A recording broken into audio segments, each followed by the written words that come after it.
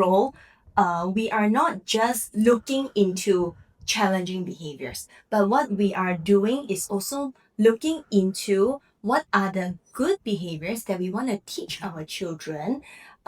For example, skills like waiting or like communicating, how you ask appropriately. All those are also behaviors, good behaviors that we want our children to learn. So that is mainly of our job when we look into behaviors. It doesn't just mean bad things, but Okay. it's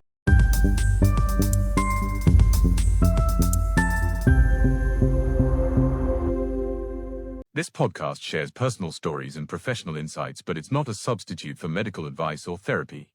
If you're looking for support, do speak to someone qualified and trained in child development or special needs care.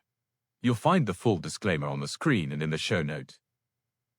Welcome back to Adapting Together, a podcast created to empower, inspire, and support family and caregiver who has children on the spectrum. My name is Kevin. I am one of the co-hosts of the show. And today we have a guest that is no stranger to all of us, especially if you have been following the podcast. Her name is Xin Yi. So as we know from before, Xin Yi is a Board Certified Behavioral Analyst. And she's also the host of the show, but today she will also wear the other hat, which is as a guest to share with us everything she knows from working with children on the spectrum. And without further ado, let's welcome Xin Yi to the show. thank you. Yeah, thank you for having me. So Xin Yi, before I ask you to share everything in your experience, I would like to maybe pass the few minutes for you to briefly introduce yourself to the audience. Yeah. So, like just now, how Kevin said, I'm a Board Certified Behavior Analyst, a BCBA. I have been working in the field in the past 12 years, mainly working with young children with autism, ADHD, or other neurodevelopmental delays, serving different service provider in Kuala Lumpur. I think most of my time has been in Adapt Enrichment Center. So most of my work is helping children and family to build skills like, for example, communication skills, how to everyday life skills.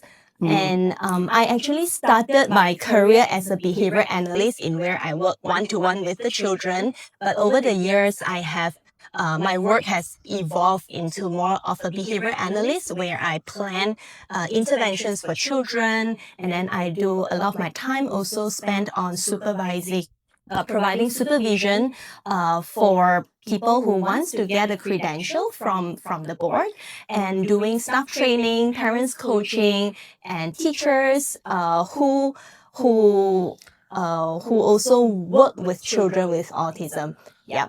So this year I'm really excited that I'm beginning a new chapter in my career as a lecturer in Masters of Applied Behaviour Analysis. So it is a brand new adventure, and I'm looking forward to also begin to train on the new generation of a behaviour analyst in Malaysia.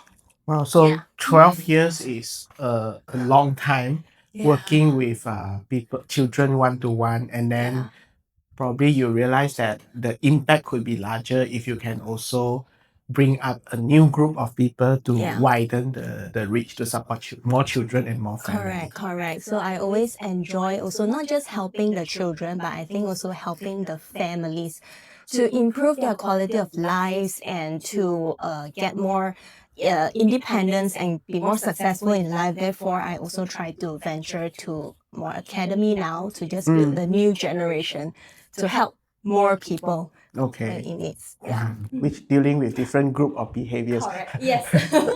And when you say quality of life, right? Well, what I was thinking was, in fact, for family with children on the spectrum, one of the possible stress or stressor that may bring down the quality of life as they work through the intervention or supporting the children on the spectrum is that sometimes we have to cope or deal with the behaviors from the children.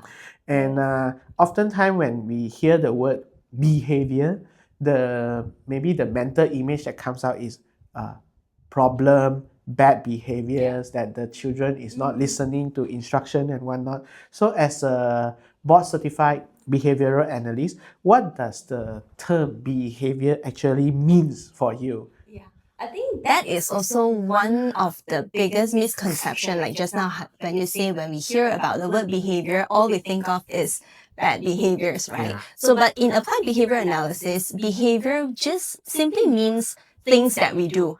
It can be like now, like we're talking, for example, eating, sleeping, drinking. These are all the behaviors. It's just anything anyone do. So in our role, we are not just looking into challenging behaviors, but what we are doing is also looking into what are the good behaviors that we want to teach our children. For example, skills like waiting or like communicating, how you ask appropriately. All those are also behaviors, good behaviors that we want our children to learn.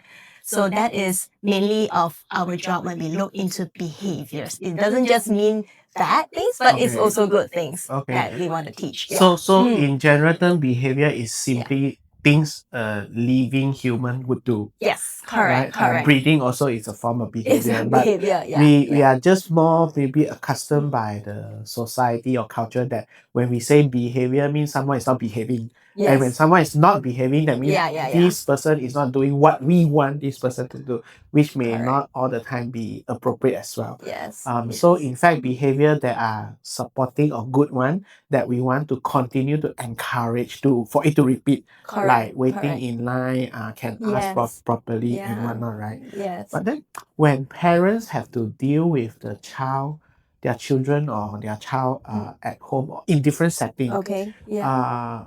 we may also think about how do I manage the Yeah. behavior, or when this terms is mentioned, people may also imagine that it means I have to control the Yeah. child's behavior. Yeah. And again, as a board certified behavioral analyst, what does behavior management means to you, and like how you do that?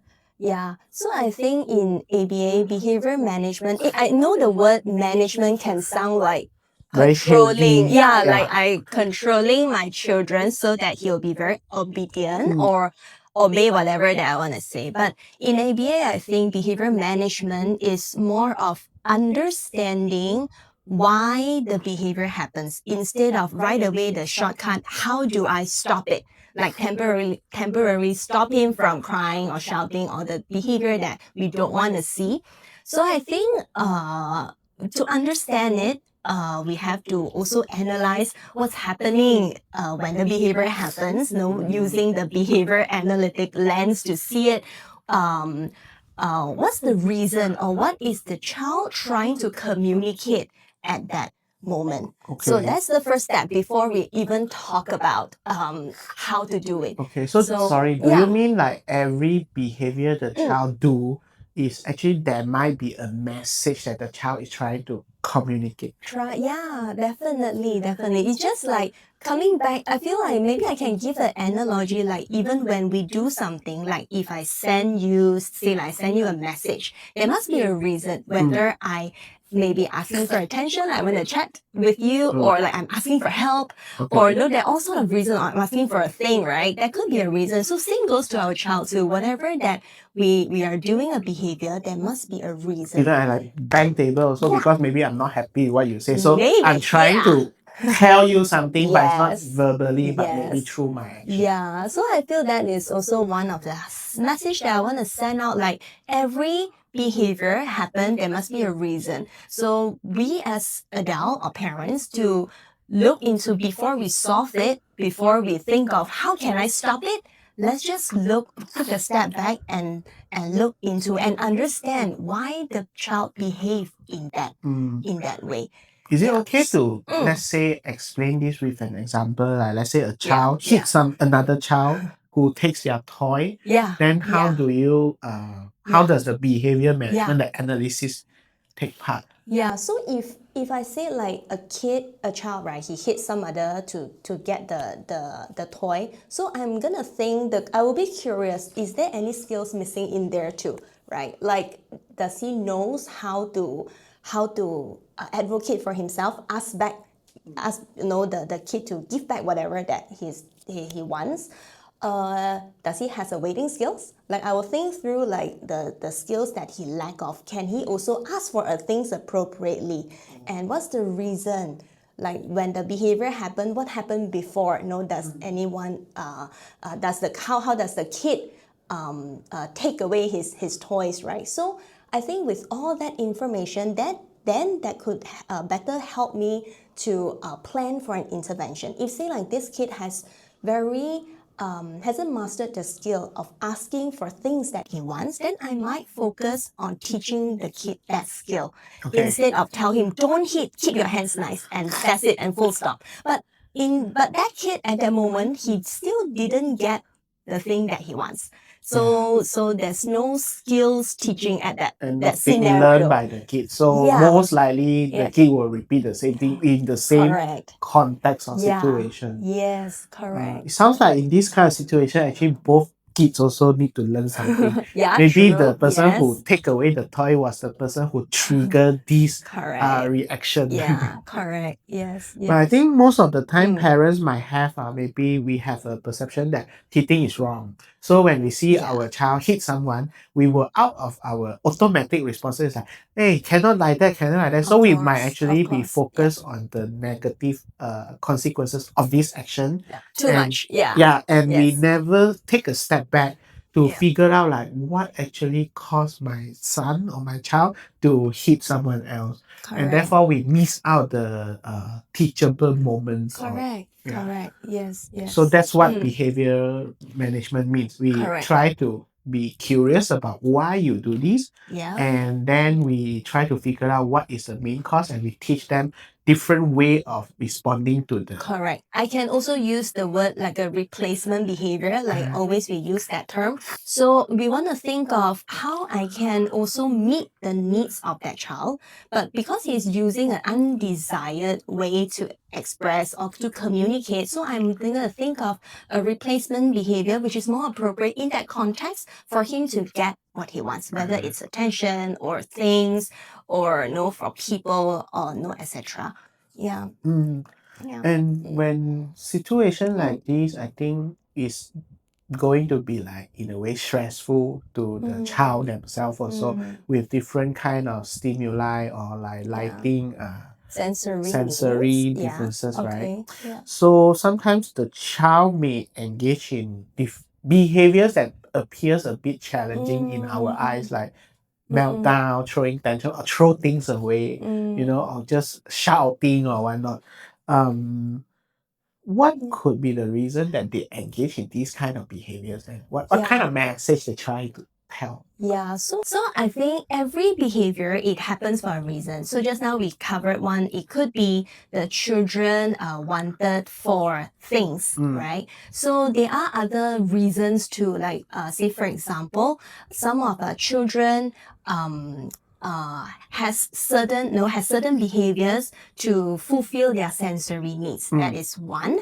And another reason that children may have behavior could be also escaping from an aversive environment or aversive activity that always we use the word escape. Escape. Escape.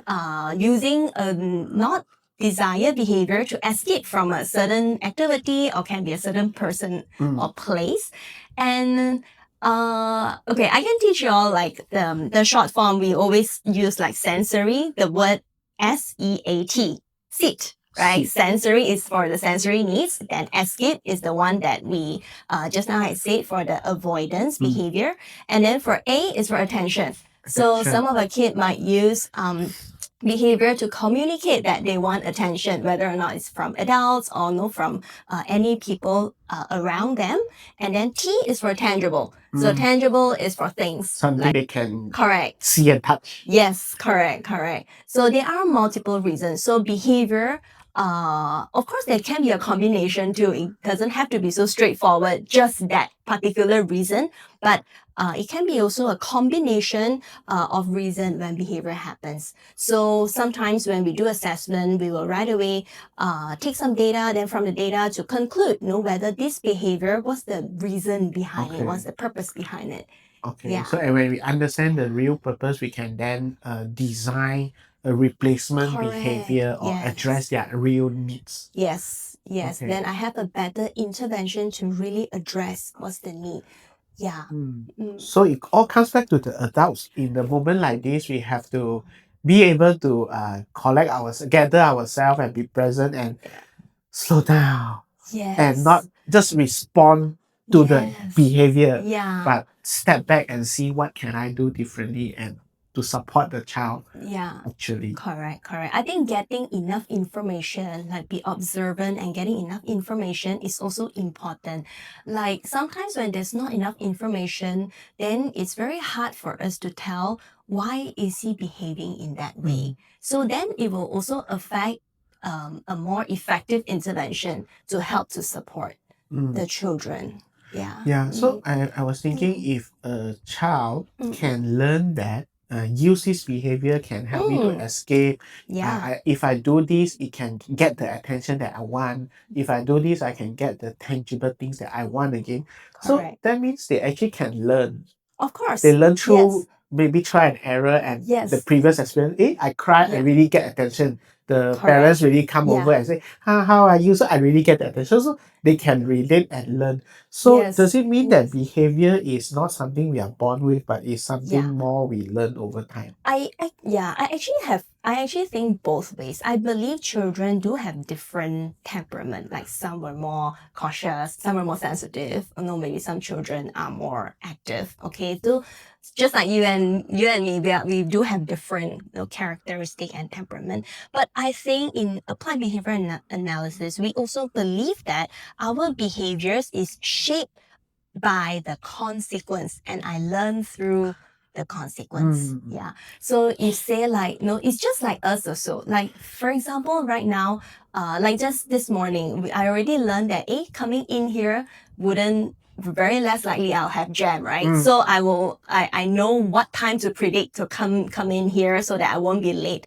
So I also learn it because of my past experience that I always come using the same route. I know that it's very, very less likely I will Caught in a jam, caught in a jam. Yeah. So same for the children also. They would learn, like just now the example you said, sometimes I do this way, then I get something that I really want, whether or not it's desired or non-desired. Yeah. So their behaviors are being shaped by the environment and also the consequence that they learned from the environment. Yeah, so it's like if my son see ice cream, he go there and he bring me there. If I really buy ice cream for him, the next time he see that same ice cream shop, I think you and I will know what this child will do. Correct. If he still want that big bite. Yes, because his behavior has been reinforced already in the past. That's how children learn over time. Yes. Okay. Yes. So sometimes parents may also be wondering like, why doesn't my child listen to me? Does it mean that when a child have challenging behaviors, it's a problem of they cannot listen or not listening to instruction only, or actually there could be more underneath the surface of the iceberg? Yeah. I think listening is not just it's not just whether they the issue of I listen or not. I think understanding it is also one thing that we want to look into. Like they can listen, but do they really understand that instruction or the demands that adult has been given? Is it too complex? No, that they actually don't understand. So that would affect their response too. No, it's not just they heard me, but whether or not they understand what they are needed to do. Like so that comprehension. It's like we hear people speaking in Japanese, we may guess, Correct. this is it says sake means okay, drink. But maybe the Yeah. the thing that's really being communicated is don't drink the something. Yeah. I don't Yes. understand. So Yes. I mean, Yeah, they, could be that. to the children, we may be speaking a language that is not understood by them. Yes. And we Yes. think that why can't you understand? So again, I think it suggests that it's also again on the parents or caregivers' responsibility to take a step back to understand and Yes. test. Correct. But in this case, how do we test that? It's be really about Yeah. understanding that. Correct. So when we teach, sometimes we kind of break down the instruction really small. So sometimes, we even start with just one step instruction to really want to know and teach the kid to do you understand even just one step? Instead of saying, okay, clean up the house, for example, it's so big. So it's not clear for the kid to understand that. Then I might just tell him, put on your shoes, or like put these shoes on the rack. It's just a one step instruction. Then I would really know whether the kid mastered the skill or not, instead of giving too complex kind of instruction. Yeah, that is one. We always want to break it down. So like going back to the question, I think comprehension, when we know that, okay, the kid understand the instruction, but sometimes it still don't happen, right? Then that is more of like a motivation issue too. It's just like me and you, we always know we need to eat healthy, or I need to do exercise so that I can keep my lifestyle healthy, but we don't always do it. But there could be always a lot of reasons. No. I'm very healthy. I'm just joking. Yeah, I understand. Motivation, Yeah, so why do we not do it? Sometimes we are tired, sometimes we are just too many things only going focus on, on right? the body pain after the exercise, so we don't do that. Yeah, then we want to So we avoid that. escape. Yeah, so I understand we need to do it, but at some point we just don't do it. So same for our children too. When the parents, sometimes parents will come and ask me, they understand they shouldn't do it, or they understand they should do it in no particular way, but they just don't respond. Why? Then we might need to relook into that motivation issue in here. Like how can we motivate the kid to do it, to do whatever the things that we want him to do lah. Yeah. Yeah. Okay. So to increase motivation, Yes. is this where like reinforcer, or in the layman term Yes. is reward comes Yes. into the picture? Yes, definitely. So like how we function also, when we do certain things, we also want to feel reinforcing. Yeah. When I go to work, there must be something that is keeping my motivation to do it, whether or not it's my salary, or getting recognition or praises from my boss. So same for our children, when we do it, when we want them to respond in a way or behave or do whatever things, right, there should be also some reinforcement That to means help them. try to know what makes them tick, something like that. Yes, yeah. So like especially teaching a new skill.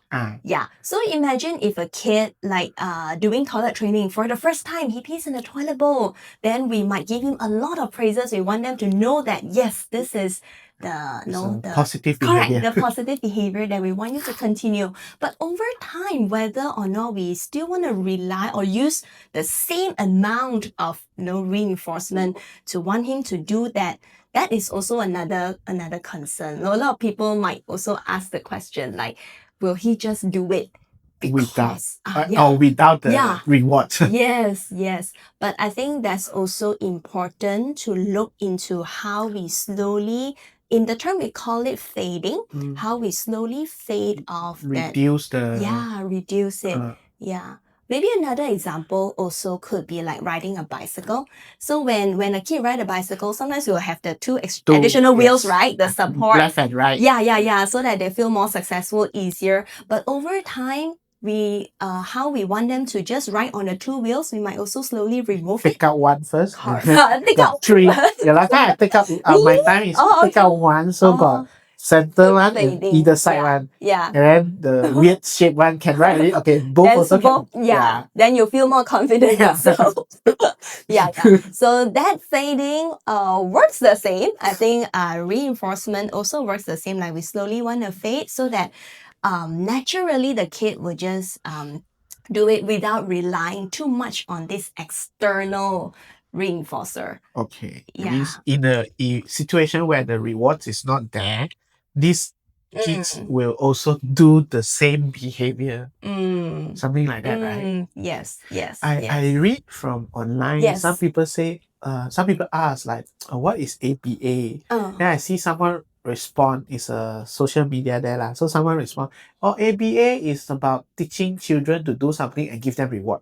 I think that's a bit shallow interpretation. Yeah, I think it's a miscommunication, Yeah. misconception Yeah. also in terms of course, we use a lot of reinforcement. Like people who have been in this, no reinforcement is just so common because we want to teach new skill. Yeah. Like, in the behavior, we're not just looking into reducing, but when we want to increase new behaviors, reinforcement is so important. We increase motivation first. So, but over time, we are not just gonna stop at that phase forever. Like not just gonna give and give forever, but we are looking into how we want to fade it, the reinforcer. So yeah. It's more of a human design also, right? Yeah. We are motivated by things we want and also things that we don't want that will push us. So it's the same thing about how a person continue to go to work even they might not like their work because maybe they need to survive or they have a lot of loans to pay. So it's the same thing about recognizing what motivates the person. Yeah. Okay. Yeah.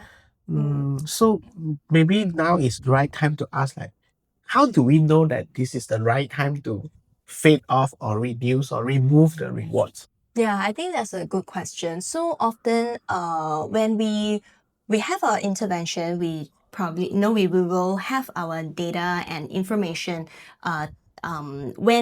When the data shows that the kid has mastered a skill set. Okay, like for example, I give an example like if you're looking in teaching a kid how to use a toilet, for example, let's use back the toilet training example. So if he has meet the criteria that we have set for him, then that gives me a good indication like we should look into fading a little bit more because he has done that. He has mastered that. So everything based on the data. So when the data says, okay, he again mastered the next phase, then I'm looking into even reducing lesser and lesser and even making it to be more natural. Like sometimes you have it or maybe sometimes you don't have it. Not having the reinforcer all the time maybe. Okay. Yeah. So that would help me to judge my decision. Okay, so it's like going back to your bicycle example. Yeah. Your data is maybe like how frequent the child still fall down. Maybe yes. Okay, then yes, when yes. no falling down, and then you try to remove one side of the Correct. wheel Yes. or two side. Yeah, You do I think, two side, right? yeah. If you remove two side, falling Correct. every time, then okay, not ready yet, something like that. Correct. So- I cannot fade too fast. Sometimes when sometimes we fade too fast, then the behavior could go back one step because he has not ready to proceed to the next phase. So I think with the data will help us to make good judgment whether or not we should fade it at that phase or not. Yeah. As a parent, when you say data, it means you have to really very observe what happened when something happened, and then you write down. Yeah, do a simple recording. It doesn't have to be very comprehensive. No, I do understand. Like, for parents, is we cannot just duplicate whatever in the ABA session that we are doing, right? So at home we can have a simple simple record like today looking based on the skill set that we are looking into. So if we are doing like a toilet training, the kid is in that phase, so it's good that parents may have a very simple data collection like this morning, whether he pees or not. That's the thing that we want, pees in the toilet bowl or not. That may be the simple data collection that we want to make. How many times? Okay, we can discuss this as a team. So when we reach that, then whether how to reinforce or how much given, then we can it's easier for the team to also suggest what phase to move. Correct. To which direction to start moving. Correct. Okay. Yes. So because eventually parents and caregiver face or spend time with their children, I suppose is more than the number of hours the Yeah, children spend in yeah. the center or with the therapies, right? Mm. So is there any small changes or any changes at all that can be done at home to prevent like challenging behavior from happening? I'm happy to share also some of the very common behavioral strategies can be easy to work also. Sometimes we just overload. It's not really like rocket science, no, Oh, for y'all to okay. That's good understand. to know. Yeah. So I think my favorite one is offer choice. Offer choice. Yeah, I think my favorite offering choice definitely are looking at if the both choices doesn't really affect us as an adult. Like for example, eating, oh, which bowl do you want to use? Which color, blue or red? So I think in some sense, not just us, I think children also like to be in control in certain ways, right? So giving them the autonomy or the control in choosing what you're using or what you are doing could also increase more motivation, reduce anxiety also. Yeah, so yeah, that's my favorite one. I always tell my team, if it doesn't matter to you, you can offer a choice. Like writing, if it doesn't matter, if we just want to look into whether he knows how to write or not, I can offer different tools. Do you want to write with a color pencil today, or we can write in a pencil today? So that is offering choices. So yeah, so I think research Still also have to shown do. that you still have to do Just different ways. Yes, just with different ways. Or even you can do, okay, do you want to start with reading a book first, or we finish off this worksheet first? So that could also be a way of offering choices. Easy to do, right? Yeah, I think it's simple enough and it's also Yeah. practical enough. I Yes. mean, like adults also with one choice, right? I mean, Correct. Yeah. wanting choice and autonomy to decide for what I want for myself Yeah. is something of it's internal one. Yeah. It's with everyone. Correct. You want. So offering choices is one, and then another one that I always encourage parents or teachers to do is also keep the routine very predictable. Like I like predictable routine. I of course know when I wake up, I want to know like today how will my day go. Of course I know that sometimes it doesn't go as what I planned, but at least I know what I'm gonna do next. So for our children, I think having a predictable routine is also very important. So for children who can understand, of course, no, we can tell him just verbally. But for children who couldn't really comprehend with vocalization or just verbal communication, I think with visual like pictures, is also important or effective, useful to help them to understand what's going to happen next. Help them anticipate and reduce surprises. Reduce surprises. By having a yes, routine. yes. I like that word also. Reduce surprises.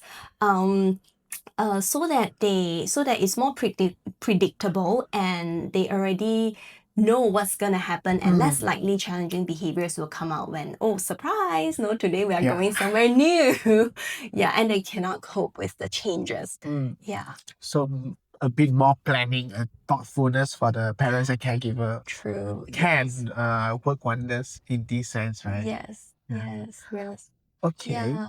What else? Oh, one more thing that I also think I like to talk about would be break down small skills. Just now maybe we could talk a little bit more. So sometimes we may not be aware that the instruction or the things that we communicate to our children may be too complex or too complicated.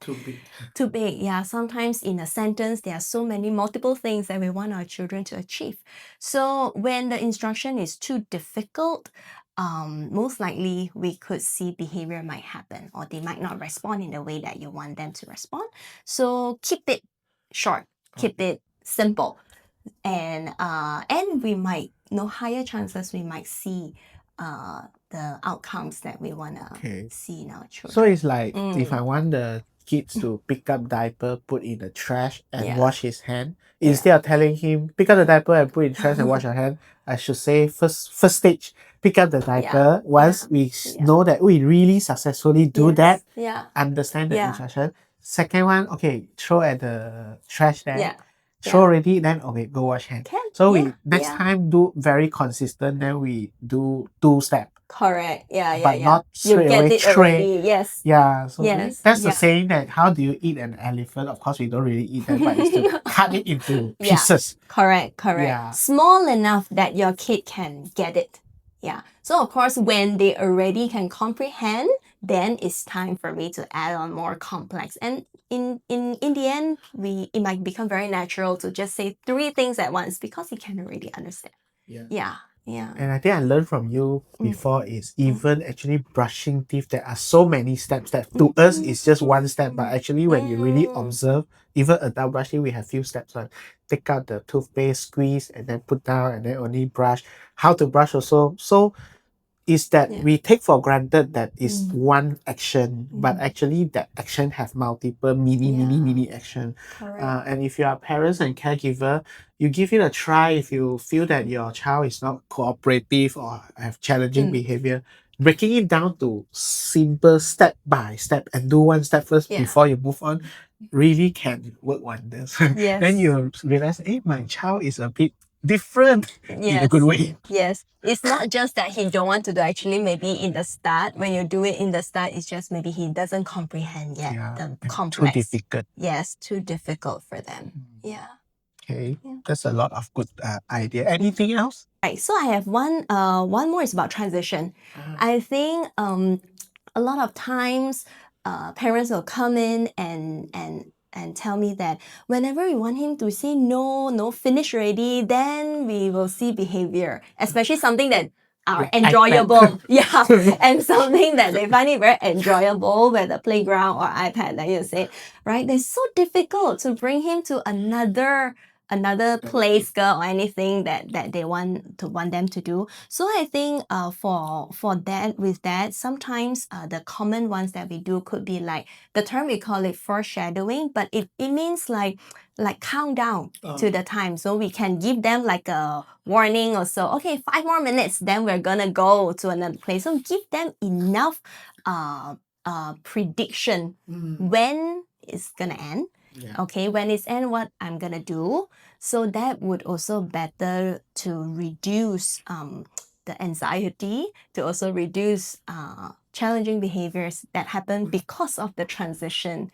Yeah. So it's like going back to what you mentioned earlier about routine and predictability. Correct. So in a way, the countdown is help them to predict that this thing will be gone in 2 minutes, for example. Correct. Yes. Okay. This one also really very magical in a way, because what I did is I asked my son like, you want 2 minutes or 5 minutes? So now I think he learned that 5 minutes is longer. So he say 5 minutes. Smart. Then if he agree these 5 minutes, or sometimes he say 2 minutes, then he will be very easy. He will hand back when we say 5, 4, 3, 2, 1. Then sometimes when he want me to do something for him, he cannot wait. So he will be very it's like very annoying. Like he keep coming back one. So because I say wait, then he keep coming back one. So now recently what we do is we buy a timer. And then he said 2 minutes. Okay, I put 2 minutes. Put here. Is it the visual one or the digital? Digital one. Wow, he knows that it's I counting think down. It's countdown lah. Nice. So we put there. Yeah. It delayed him from coming back repeatedly lah. So you just haven't done yet. So what I do is the answer comes from him. How long? 2 minutes, 1 minute. We offer choice. Then he will decide. If he decide one, less challenging behavior. But if I tell one, then maybe there is still not what he accept. Nice. So I think it's a relationship very important. learning together. Yeah, I also like you have that visual support, so he can refer to it. Something that is, he can see how much more time left for him. Yeah. Sometimes we don't have the timer, we use phone. But phone not very appropriate. Because sometimes he may take the phone and start using it. Distracted by other. Because he knows what the phone can do. In the past experience, he knows that it's reinforcing this device. He learned that the phone can have YouTube also. So countdown and then break it down and then also give choices. Yeah. That's 3 things already. The transition, the foreshadowing. To prepare. To prepare. To prepare. Yeah. Okay, so before we say goodbye, any word of encouragement or any things you want to share with our listeners or audience? Yeah, so many about behaviors. Yeah, I think the main one is also the main takeaway could be really understand why the kid has a behavior before we rush into having an intervention to just stop it. So I also like the saying that our children know when they have a behavior, they are not trying to give us a hard time. Actually, they are having a hard time. Yeah. So the message that I want to send out, I think, is to also understand that they are having a hard time. So we as parents or adults, working with children with autism, to support and understand there must be a reason, there must be something that they are trying to communicate, and then we can have a better intervention to support our children. More effectively. Yes. Yeah. Okay. Mm. Before I say goodbye to you, I want to offer you choice. Do you want to come back for 2 more time or 5 more times? This The choice that trap you. yeah. Always happy to share what I know. Yeah, I think Yes. as you venture to do different things, you will have different perspective Yeah. and maybe different realization and Yes. experiences. And Yes. of course, you already bring with you 12 years of very much of a priceless experiences working with children. So these are too good to be not shared out. Yeah. So again, thank you very much, Xin Yi, and I Thank wish you you. all the best as well. Thank you. Yeah, but you're still the co-host for the show. Thank you. Okay. Thank you so much, everyone. Bye bye.